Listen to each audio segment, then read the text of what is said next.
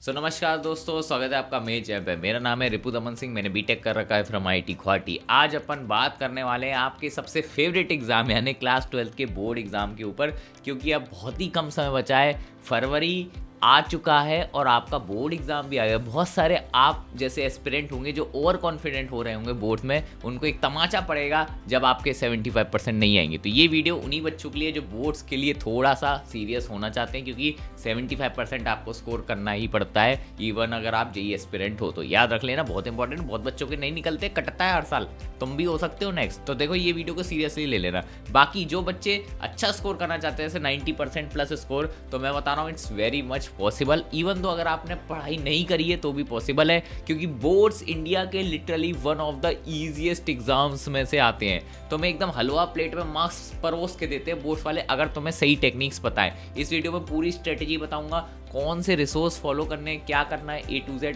तुम्हारा कुछ सारे जितना भी कंफ्यूजन आ रहा होगा ना बोर्ड से रिलेटेड, सब कंप्लीट खत्म हो जाएगा। और मजेदार, मैं आपको यही बताऊंगा कौन से वन शॉट देखने हैं जिससे आपका सिलेबस जल्दी कंप्लीट हो जाए, क्या रिसोर्स उठाना है वो तो बताएंगे। तो चलो बकवास साइड करते हैं, वीडियो स्टार्ट करते हैं। सबसे पहले, अगर आप किसी भी सैम्पल पेपर या फिर कोई बुक्स वगैरह में कंफ्यूज हो रहे हैं, तो मैं आपको पहले ही बता दूं, एनसीईआरटी के अलावा कोई ऐसी बुक आपको उठाने की ज़रूरत नहीं है। और अगर आप पे एनसीईआरटी नहीं है ना, तो भी टेंशन लेने की बात नहीं है, तुम पैसे बचा सकते हो, क्योंकि एनसीईआरटी की साइट पे एनसीईआरटी की सारी पीडीएफ पड़ी है क्लास वाइज। तो अगर तुम पे पैसा नहीं है तो पीडीएफ डाउनलोड करके भी काम चला सकते हो, कोई ऐसे दिक्कत नहीं आने वाली, ठीक है। और अगर आप खरीदना चाहते हो तो लोकल बुक स्टोर से आप एनसीईआरटी की बुक खरीद सकते हैं, कोई इतना ट्राई हार्ड चीज़ नहीं है। अब याद रख लेना, आपको कोई सैम्पल पेपर वगैरह की मैं एडवाइस नहीं देने वाला हूँ। मैंने एक सैम्पल पेपर नहीं सॉल्व करा था, still I was able to score 92.8%, और लास्ट के 10-15 दिन में ही मैंने पढ़ाई करी थी, बिकॉज मेरा जेई पे थोड़ा ज़्यादा फोकस था, ठीक है। अब ऐसा नहीं था मेरे बहुत ज़्यादा प्रिपरेशन थी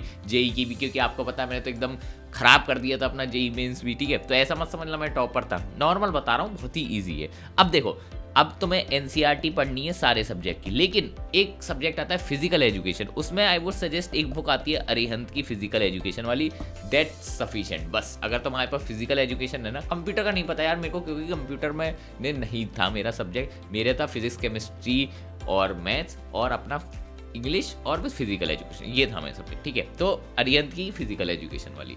अब बात है कि सोर्सेज मतलब एनसीईआरटी के अलावा क्या करना है, बस पीवाईक्यू की एक बुक आती है लास्ट के 10 साल वाली, सीबीएसई की बुक, ऑफलाइन स्टोर पर तुम्हें मिल जाएगी, वहाँ से लेके आओ मैनुअली, जिसमें तुम्हारे लेटेस्ट पिछले साल तक के बोर्ड्स के पेपर होंगे। This is the very most important book जो मैं तुम्हें बोल रहा हूँ, ये आपको ज़रूर से लेनी ही लेनी है, क्योंकि इसके बिना तुम्हारे 90% क्या 85% भी नहीं आएंगे अगर तुमने पीवाईक्यू सॉल्व नहीं करे। और मैं बता रहा हूँ, पीवाईक्यू इज़ द गोल्डन चीज़। यहाँ पे डायरेक्ट क्वेश्चन तुम्हारे पीवाईक्यू में बोर्ड्स में रिपीट होते हैं, तुम्हें कुछ नहीं करना है। लास्ट के 5 साल के क्वेश्चन अगर तुम देखोगे, वही रिपीट होके सेम चीज़ पूछ रहा होता है सीबीएसई बोर्ड हर साल, तो तुम्हें इजीली मार्क्स फ्री के मिल जाएंगे। तो दिस इज़ वेरी इंपॉर्टेंट। क्या करना है, एनसीईआरटी और दूसरा पीवाईक्यू, इसके अलावा कोई तीसरा रिसोर्स आपको जाने की ज़रूरत नहीं है। अगर आपके पास खुद के बने हुए नोट्स है तो परफेक्ट है, नहीं तो कोई आपको ऐसे नोट्स परचेस करने की भी ज़रूरत नहीं पड़ेगी अगर आप इन रिसोर्सेज पे स्टिक टू करेंगे। बाकी अब मैं आपको थोड़ा सब्जेक्ट वाइज स्ट्रेटेजी बता देता हूँ थोड़ा डिटेल में, वो आपको थोड़ा हेल्प कर देगी, ठीक है।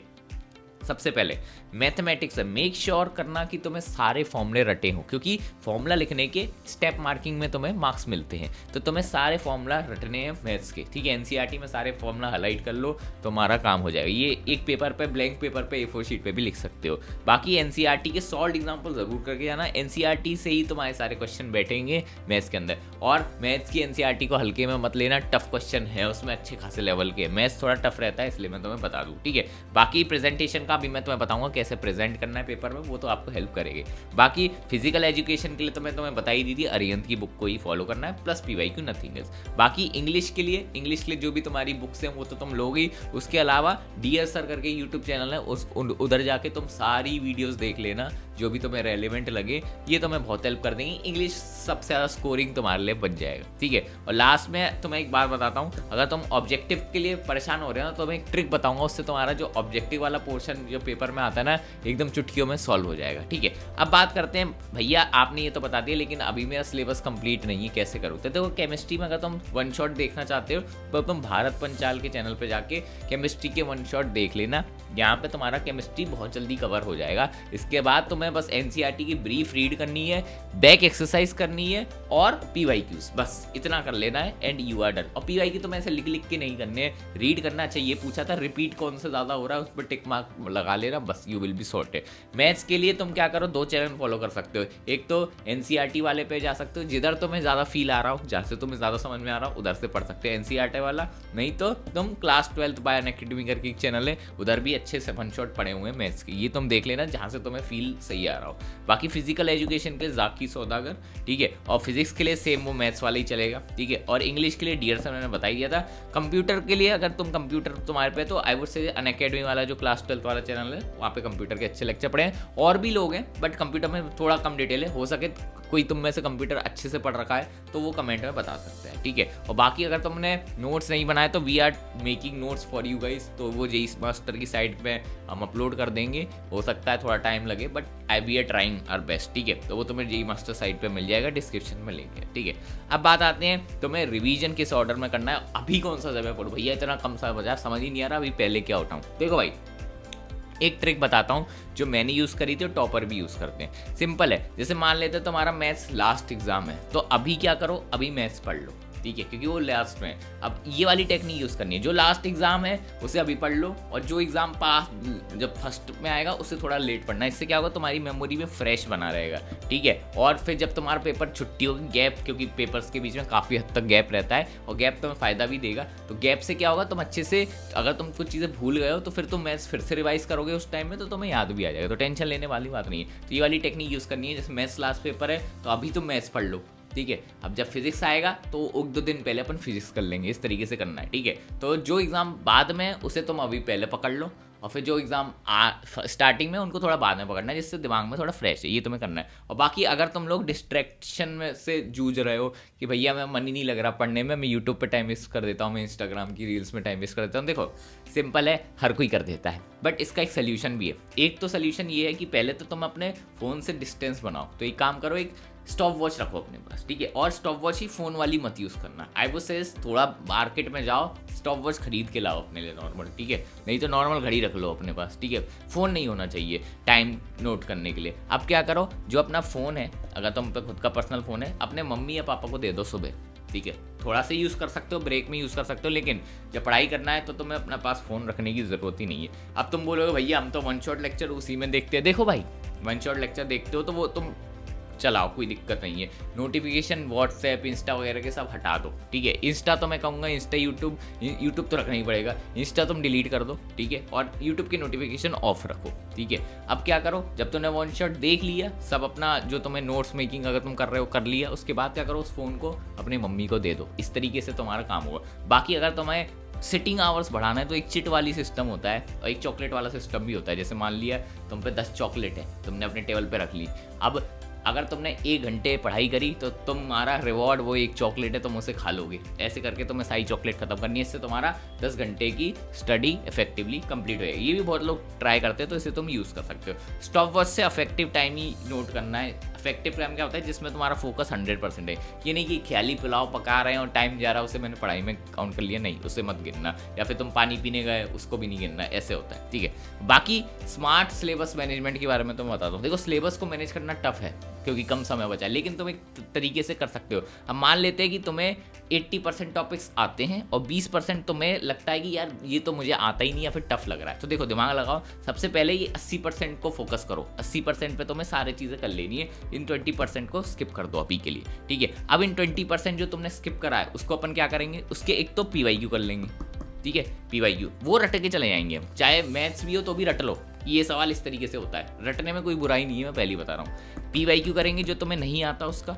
उसके बाद तुम क्या करोगे, जो क्वेश्चन पेपर है उसमें चॉइसेस तुम्हें हमेशा आती है, इंटरनल चॉइसेस रहती है। तुम्हें स्मार्ट वर्क करके जो क्वेश्चन तुम्हें मिनिमम आते हैं, मतलब नहीं आते, उनको तुम्हें ऐसे सेलेक्ट करना है कि चॉइसेस में वो निपट जाए, तो तुम्हारा काम इजी हो जाएगा, ठीक है। वैसे तो ये नौबत मत आने देना, ट्राई कर सको कि सब हो जाए, बट नहीं हो रहा तो यही टेक्निक लगा लेना, कोई दिक्कत नहीं है। बोर्ड्स में ऐसा है कि कुछ भी थोड़ा बहुत लिख के आते हो, तो स्टेप मार्किंग वगैरह कुछ तो मार्क्स मिलता है। ऐसे मैं बताता हूँ, मेरी फिजिक्स में मुझे 92 मार्क्स का आता था, लेकिन मेरे जो एक्चुअल पेपर में स्कोर आए 96 मार्क्स आए। 4 नंबर कैसे बढ़ गए जब मुझे उतना आता ही नहीं था। तो एक्चुअली मैं कुछ रेलिवेंट चीज़ें लिखे आया था उसके अराउंड, जिसकी वजह से स्टेप मार्किंग में 4 नंबर बढ़ गए। तो ये टेक्निक तुम्हें यूज़ करनी है अपनी परसेंटेज बढ़ाने के लिए। और बाकी एग्जामिनर की साइकोलॉजी को समझो यार, उसका काम है कि इतनी सारी कॉपी उसे कंप्लीटली चेक करनी है। अब वो तुम्हारी कॉपी, तुम यार उसके फेवरेट तो हो नहीं, उसे पता भी नहीं है तुम कौन हो, क्या एग्जिस्ट करते हो, ठीक है। तो वो क्या करेगा, सिंपल है, तुम्हारी जो कॉपी है उसको एज अ फर्स्ट इंप्रेशन देखेगा। तो फर्स्ट इंप्रेशन कैसे बनाना है, अपनी जो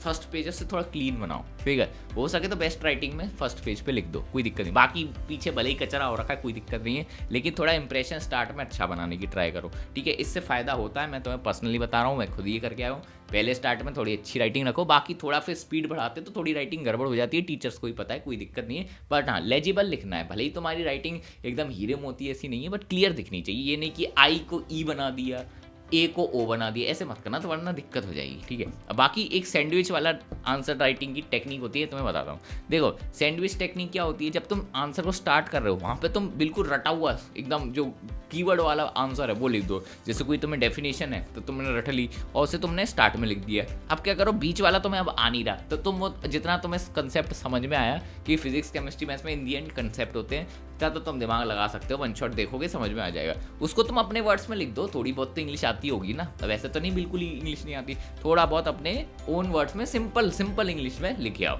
ठीक है, अपने मन से लिखो, लेकिन रेलेवेंट, ये नहीं धूम मचाले गाने लिख दिए, ये मत करना, ठीक है। और फिर लास्ट में जो तुम कंक्लूजन लिखोगे उसमें तुम फिर से अच्छा लिख दो। तो जो एग्जामिनर है ना, उसका फोकस स्टार्ट पे होगा, मिड वाला वो ऐसे ही देखता है और लास्ट वाले पे फोकस करेगा। इससे क्या होगा, तुम्हें वो पूरे मार्क्स दे देगा, इवन तुमने थोड़ा सा बहुत गड़बड़ भी करा होगा ना बीच में, इग्नोर कर देगा, ठीक है। और बाकी प्रेजेंटेशन अच्छी करनी है, ऐसे आंसर मत लिखो, क्योंकि ये बहुत ही ज़्यादा एकदम तूने इन्फो पटक दी है पेपर में। अब एग्जामिनर खुद कह रहा है भाई इसमें क्या, मैं सिर मारूंगा अपना, नहीं ऐसे नहीं करना, तुम्हें अच्छे तरीके से लिखना है। ये स्ट्रक्चर होना चाहिए, एक इंट्रोडक्शन, बुलेट्स में पॉइंट्स में लिखो, पॉइंट्स में एग्जामिनर के लिए ईजी होता है चेक करना, ठीक है। और कंक्लूजन इस तरीके से, और डायग्राम बना रहे हो तो डायग्राम बॉक्स में, इसमें तुम्हें पूरे मार्क्स मिलेंगे। इस तरीके से करके आओगे, मार्क्स कटेंगे, पहले ही बता दे रहा हूँ। और बाकी स्टेप मार्किंग ऑप्टिमाइज करने का एक तरीका बताता हूँ। जैसे तुम मैथ्स या फिर कोई भी न्यूमेरिकल वगैरह में फंस जाते हो, कुछ मत करो, पहले स्टार्ट करो, गिवन लिस्ट कर दो वेरिएबल्स को, फिर वहाँ पे फॉर्मूला पटक दो। इसलिए मैंने बोला था मैं ऐसे फॉर्मूले वगैरह रट के जाने, फिर उसके बाद तुम सब्सटीट्यूशन चीज़ें दिखाओगे कि वेरिएबल्स को तुम फॉर्मूला में पटक रहे हो।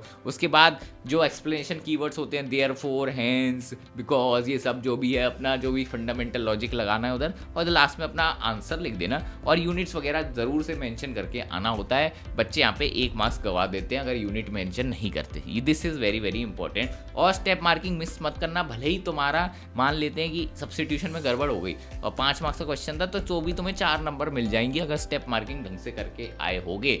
इसी से मैक्सिमम मार्क्स बच्चों के मिलते हैं, याद रख लेना। स्टेप मार्किंग तुम्हें ब्लैंक छोड़ के नहीं आना है, ब्लैंक छोड़ना इज लाइक अ पाप, सिंपल, ठीक है। बाकी हो सके अंडरलाइन कर लेना, लेकिन हर चीज़ अंडरलाइन नहीं करनी होती, सिर्फ कीवर्ड, जैसे फेरेडे लॉ कर दिया, कीवर्ड हो गया, आंसर कोई आया तो उसे बॉक्स में बना दिया, इससे थोड़ा विजुअल इंटरप्रिटेशन बढ़ जाता है, ये तुम्हें याद रखना है, ठीक है। This is very very important. अब बात आते हैं डायग्राम कैसे बनाने। बच्चे डायग्राम बहुत गलत बना के आते हैं, डायग्राम ट्राई करो, अगर तुम बना सको तो ज़रूर बना के आओ, फ्री के मार्क्स होते हैं, प्लस तुम्हारा स्पीड आंसर राइटिंग की बढ़ जाती है डायग्राम्स के थ्रू, क्योंकि तुम्हें स्पेस भी गिरता है और प्लस अच्छा भी दिखता है और तुम्हें आंसर जल्दी भी लिख जाओगे। तो ऐसे बनाना होता है, पूरा लेबलिंग करनी होती है डायग्राम्स की, प्लस कौन से डायग्राम किस चीज़ का है, फिगर तुम्हें बताना है कि ये डायग्राम इस चीज़ का है। अब उससे मत छोड़ो एग्जामिनर पे कि भाई तू देख लियो कि क्या एक डायग्राम बनाया मैंने, अपने हिसाब से सोच, नहीं ये नहीं करना, उसे प्लेट में परोस को दो, जिससे वो तुम्हारे मार्क्स बढ़ा देगा, ठीक है। ये काम करना है, ठीक है। This is very important. अब एक इंपॉर्टेंट चीज़ बता रहा हूँ, ये सुन लेना वरना गड़बड़ हो जाएगी।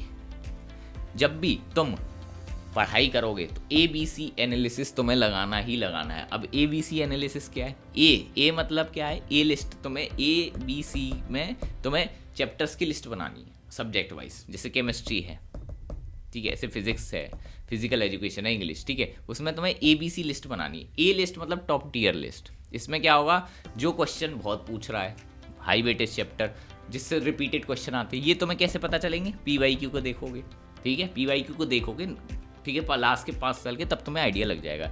इससे तुम्हें एक ए लिस्ट बनानी है, उसके बाद बी लिस्ट जो मॉडरेट इंपॉर्टेंट है, मतलब पूछ लेता है कभी कभार लेकिन हर बार नहीं पूछ रहा, और लास्ट में है सी लिस्ट। सी लिस्ट क्या है? सी लिस्ट वो है जो बहुत ही कम पूछता है, इस पर तुम्हें सबसे लो प्रायोरिटी देनी है, ठीक है। अब तुम्हें क्या करना है, जो ए लिस्ट है उसके वन शॉट सबसे पहले करने हैं, ठीक है। तो ऑब्वियस है हाई वेटेज को पहले ही प्रायोरिटी दोगे, और फिर उसके बाद तुम PYQs करोगे। कितने साल के PYQ करो? देखो वैसे तो मैं सजेस्ट करता हूँ कि 10 साल के PYQ करने चाहिए, लेकिन अब समय नहीं है, तो मैं तुम्हें हैक बता रहा हूँ PYQ करने का। देखो 2025 का जो बोर्ड्स एग्जाम था उसका पेपर तुम बिल्कुल इग्नोर कर दो, उसका अगर PYQ नहीं सॉल्व करके आओगे तो कोई दिक्कत नहीं है, क्योंकि जो भी 2025 में रिपीट पूछे थे अब वो रिपीट नहीं होंगे। सिमिलरली मोस्ट लाइकली 2024 के भी रिपीट नहीं होंगे, ठीक है। तो तुम्हें क्या करना है, 2023 के क्वेश्चन PYQ पीछे जाना है, तो 5 साल पीछे चले जाओ, 2023, 2022, 2021, 2020, 2019 ऐसे करो, ठीक है। इससे क्या होगा, रिपीटिशन के चांसेस बढ़ जाते हैं इन वाले पेपर में, ये ट्रिक होती है, ठीक है। देख लेना, तुम्हें पता चलेगा कि ईयर टू ईयर ऐसे इतनी जल्दी रिपीट नहीं होता, 2-2 साल के अंतराल पे रिपीट होता है CBSE के अंदर। ये तुम्हें इंपॉर्टेंटली करना है, तो ये तुम ट्रिक यूज़ कर लेना।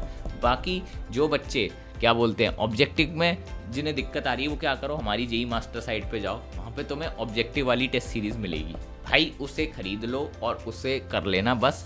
सारे ऑब्जेक्टिव मोस्टली उसी में से फंसते हैं क्योंकि वो PYQ बेस्ड है, ठीक है। क्लास 12 करके बोर्ड एग्जाम है, उधर तुम्हें मिल जाएगा, ठीक है। साइंस सेलेक्ट कर लेना वरना नहीं मिलेगा, ठीक है। बस इतना। बाकी अपनी मेक श्योर करो कि ये चेकलिस्ट तुमने अच्छे से कर रखी हो, ठीक है। ये चेकलिस्ट में तुम्हें स्क्रीनशॉट ले लेना, यू विल बी सॉर्टेड। बाकी इस PDF को मैं टेलीग्राम चैनल पे भेज रहा हूँ, तो ज़रूर से देख लेना। बाकी बोर्ड्स ईजी है, हो जाएगा। चलो मिलते हैं आपको नेक्स्ट वीडियो में, बाय बाय।